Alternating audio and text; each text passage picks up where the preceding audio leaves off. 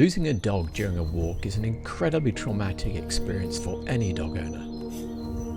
What you do within the first few hours, what's known as the critical time period, will determine how quickly you're reunited with your dog. Get it wrong, however, and it could be days, if not weeks, before you see your dog again.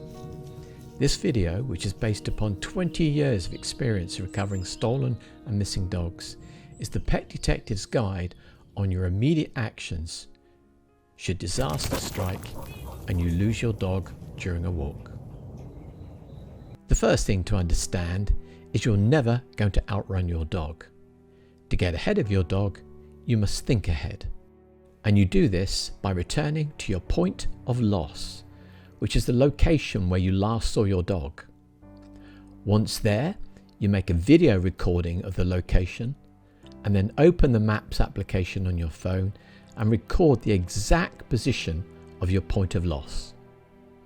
Your dog will eventually realize that it's lost contact with you, and when it does, it's likely to backtrack in your direction, and the most likely location it will go to is the point of loss. This is why it's important for you to get there first. It's the first opportunity of getting ahead of your dog. Regardless of the cause of your dog running off, whether it was chasing a wild animal, socializing with other dogs, or running from a loud noise or larger dog, it is instinctive behavior, and it is instinct that will determine how your dog behaves over the next few hours. Whether your dog returns to the point of loss or to the start of the walk, it will not remain in that location for long, and after a few minutes rest, it will move on. Some dogs will backtrack the route they've just come, others will go directly across country to the point at which they realise they'd lost contact with you. This is what's known as triangulation. And the vast majority of dogs that go missing during a walk will behave in a similar way. This is why you need to get help immediately. You need to push down your panic and not be tempted to do everything yourself. If you do, you're setting yourself up to fail.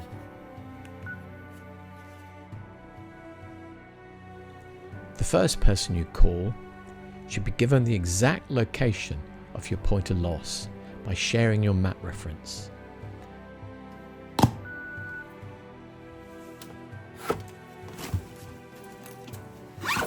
They should be asked to bring with them food, fruit, energy bars and plenty of water.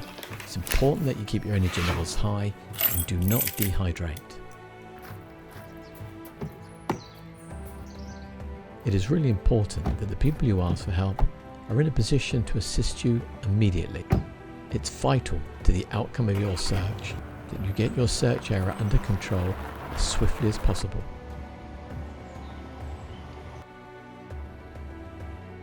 You're then going to make two other telephone calls. The first is to get someone to go to the car park where you started your walk. All they need to do is to wait in that location and see if your dog turns up. The third person you're going to call is to be asked to patrol a route in the direction of travel that your dog was heading in.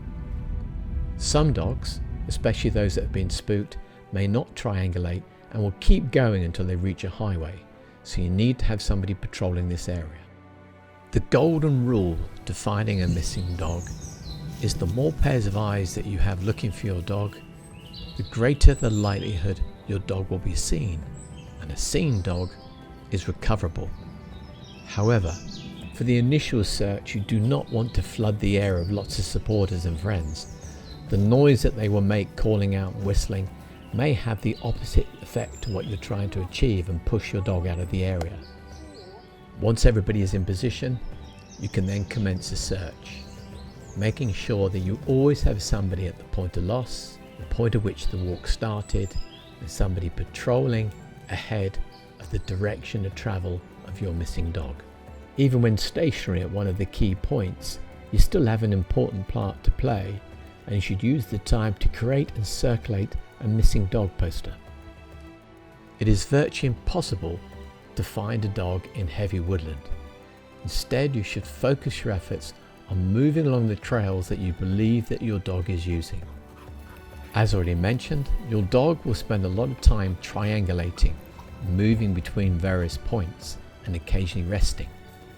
Always remember to use your dog's superior sense of smell and hearing to your advantage, and where possible, search upwind of your dog, which will enable your voice and scent to move towards your dog's position on the breeze. It's also really important that you maintain effective communication during this phase of the search. Information about the progress of the search and potential sightings need to be shared with everyone that's involved in the search.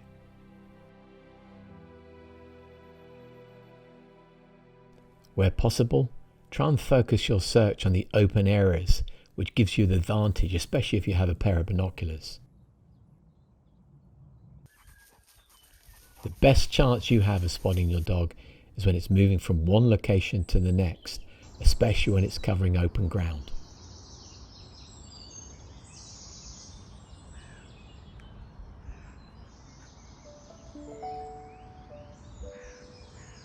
Always remember that if you get help immediately, have structure to your search, and know how your dog's likely to behave, then you significantly increase the likelihood that you'll be reunited with your dog. Thanks for watching, and bye-bye.